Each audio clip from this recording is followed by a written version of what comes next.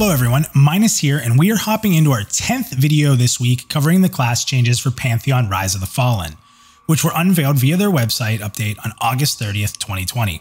Step onto the battlefield with us and get into formation as we cover Pantheon strategist, the Warrior.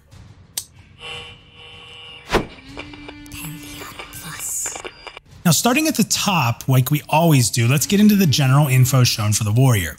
The Warrior's role has been redefined to strictly tank, doing away with the previous designation of utility.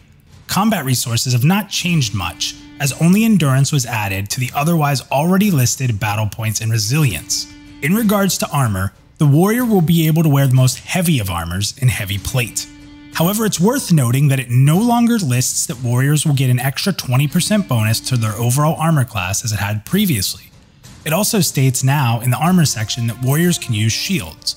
It's worth noting that in the previous site that it stated that several tanking abilities would require a shield for the Warrior, meaning that while the Dire Lord and Paladin may be able to tank without a shield, the Warrior will require one. Weapons have gone from all weapons to listing them all out, so here we go. The Warrior can use dagger, short spear, long spear, sword, great sword, edged, great blade, axe, great axe, club, warhammer, great hammer.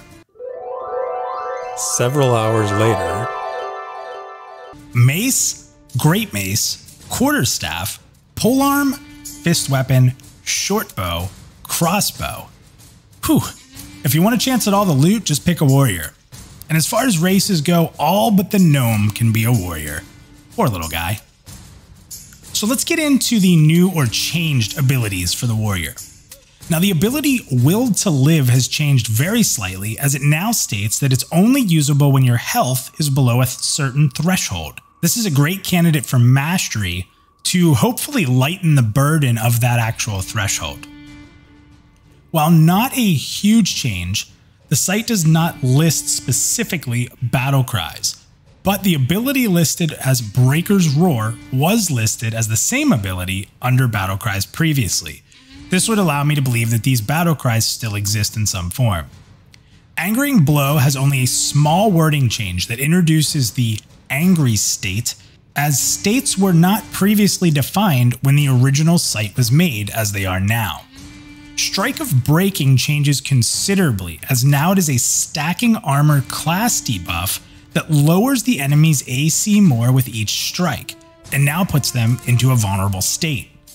Wait for 3 Sunders before starting to DPS. I'm sorry, I couldn't resist. Shield Block has lost a small piece of its ability and no longer states 2 different things it did in the past.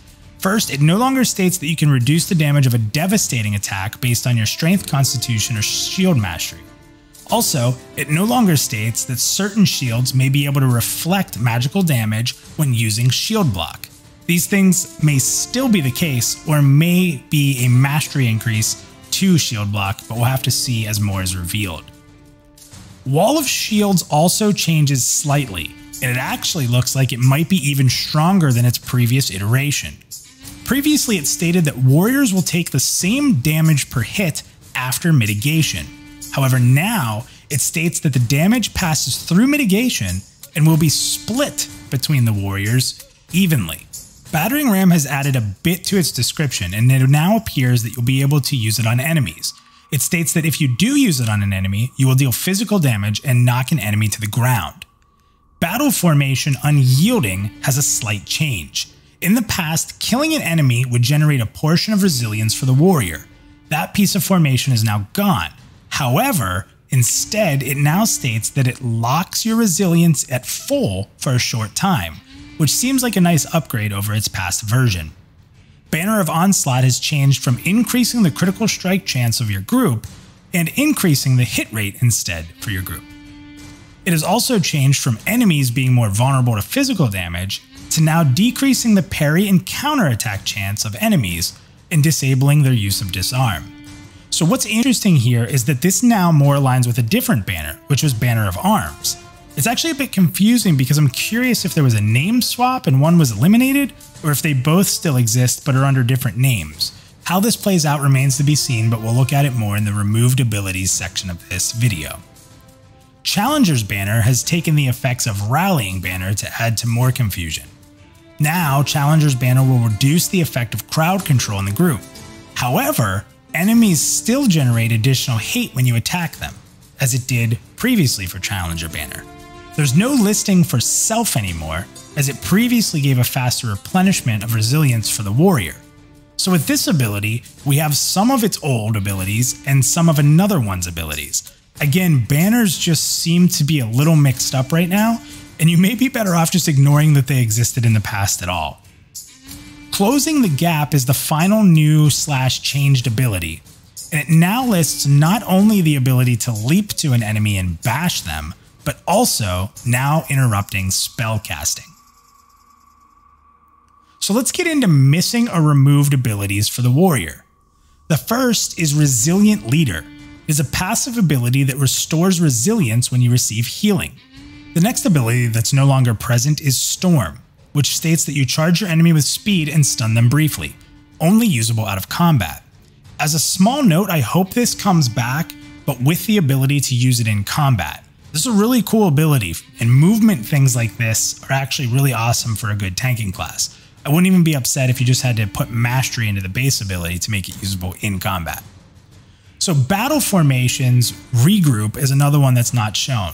This boosts your group's movement speed slightly and refreshes your cooldowns and your defensive targets' cooldowns as well. So here we go. This is the most confusing part, and it's War Banners. So we've talked a little bit about this before. So before I go into them directly, it appears that there has been a lot of jostling around of how these banners work. I've kept up them all on this image because I wanted you to be able to see exactly how they were written before. As noted above, Challenger's banner has taken pieces of Rallying banner, while Onslaught has taken over Banner of Arms abilities in full and lost its own. It's a bit confusing when looking at the past list and the new list together. To make a long story short, the following banners are not shown on the new spell list. Shieldman's banner was an increase in damage reduction for shield block for the warrior specifically. Banner of Havoc made it so that enemies are less likely to hit with ranged attacks when in range of the banner. The abilities under the old banner of Onslaught seem to no longer have a home, which used to improve critical strike for the group while making enemies more vulnerable to physical damage. The Challenger's banner used to increase regeneration of combat resources for your group, but now that's missing altogether. Rallying banner had its group effect taken off from it and put onto the Challenger's banner, but the enemy effect of having increased crowd control duration on enemies is now missing a home, much like the abilities of the previously named Banner of Onslaught. Overall, it's just a really confusing mess, but we can see that the banners are being heavily worked on, and it'll be interesting to see what happens with all of them when it's said and done.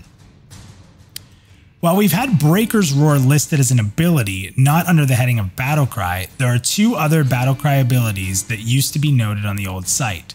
These are Howl of the Warrior, which guarantees your next attack will crit after performing a critical strike, and also cause your enemy to bleed. The second is Rageful Shout, which will allow you to taunt without cooldown for a short period of time.